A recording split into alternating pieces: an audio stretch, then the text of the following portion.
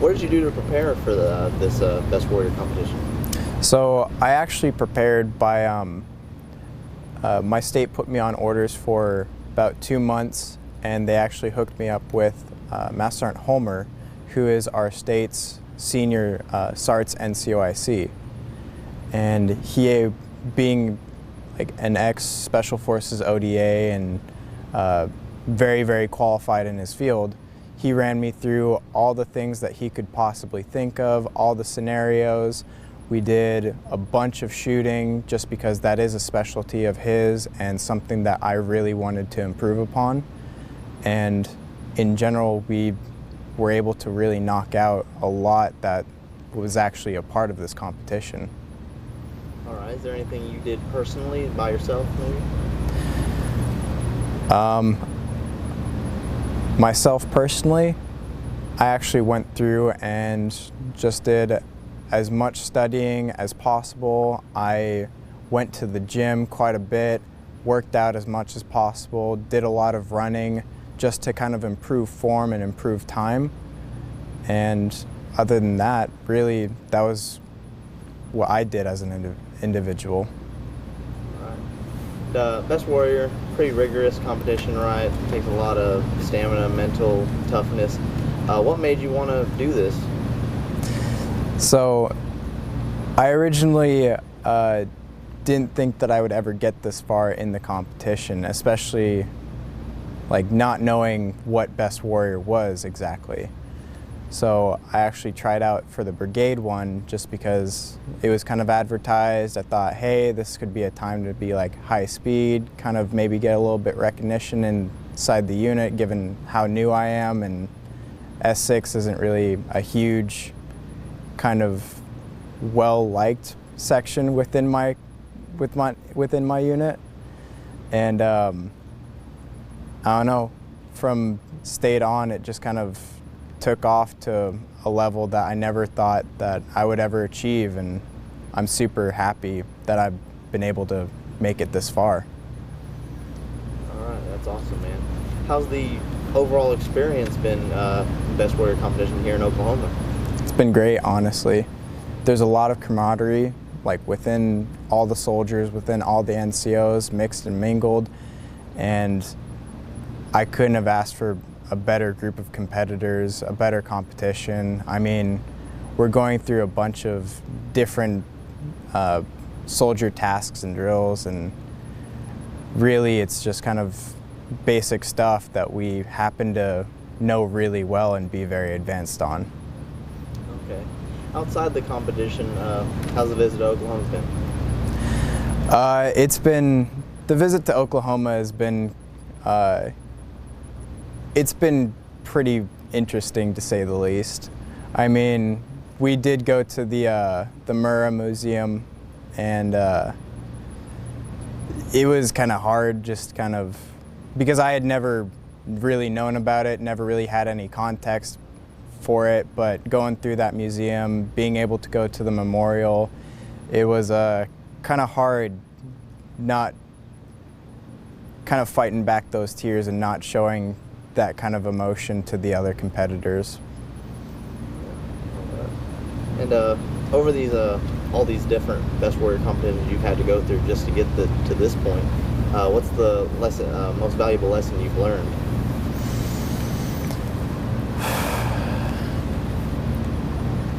The most valuable lesson that I've learned throughout these competitions has definitely been trusting your indomitable spirit.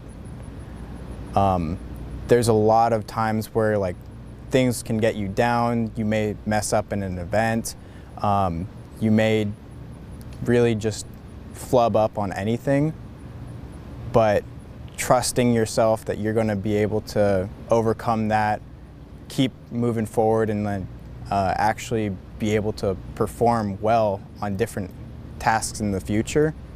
That's been something that I kind of knew beforehand, but I really matured in it throughout these competitions. Well, what's it going to be like for you if you win?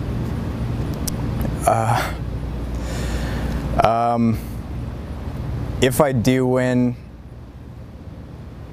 I think it's going to be a hell of a time. I can't wait if I do.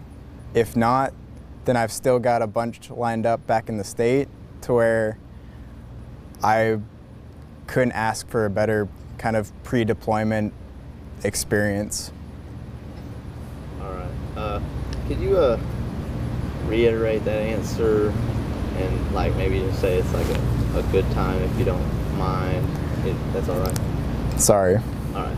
So how would you feel if you actually won the competition? If I won, it'd be an awesome time. Just because, I mean, the training that I would get at Fort Benning would be awesome. It would greatly help me to improve as a soldier. It would be an honor to represent the National Guard. But if I don't win, then I've still got stuff lined up for me back in Utah to where I would be happy either way. And then come March, be able to head off for my first deployment. Awesome, Specialist. What do you got there, Sergeant? All right, just got a couple questions for Specialist Allen. First off, can you get your title again, please, at your home station? So my title is Specialist Brenden Allen of Logan, Utah. Right, what is your job title? I'm sorry. Oh. 11 Bane, or what was it? No, so I'm a 25 uniform support signal system specialist. So what does that mean to the civilian population? Like grandma, if you told your grandma what you do for a living. So I'm kind of a jack of all trades in terms of really anything that has to deal with radios, IT, anything technological. Thank you. And what is your unit, please, back in Utah? So my unit is the 1st Battalion, 211th Aviation, 1st Battalion, 211th Attack Reconnaissance Battalion. Copy that. Very well. All right, so basic question, how do you think you're doing so far? I would hope that I'm in the top 3, but I can't really say for sure just because the competition this year is just so incredibly tight, and couldn't ask for a better competition in order to push me that way. Very well. And you just had a long day of physical activity, followed by a board interview, and now you're being interviewed by a bunch of PA types here. So how does it feel to switch gears and do something that's challenging you mentally, as opposed to the physicality part of it? It's something that I've kind of been just kind of waiting for, just because I feel like I'm a lot stronger in terms of the mental aspects rather than the actual physical ones. That's why I prepared so much in terms of like the physical portions, just so I could kind of make up that difference. Copy that. All right. And I know you have limited knowledge of the future events, but what part of the competition are you looking forward to the most, and why? If it was this, that's fine. No. Definitely the rappel tower. Just because for me, I'm someone who's always kind of been afraid of heights, but going down on a rappel or different things of that sort, I always have fun. I always get to kind of have a smile on my face and then carry that on for the rest of the time. Right.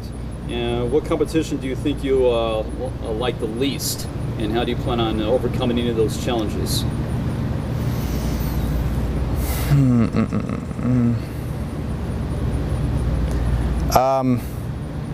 The one that I'll definitely like the least is the ruck march, just because for me, even though I can go in with a game plan, it's still going to be physically taxing.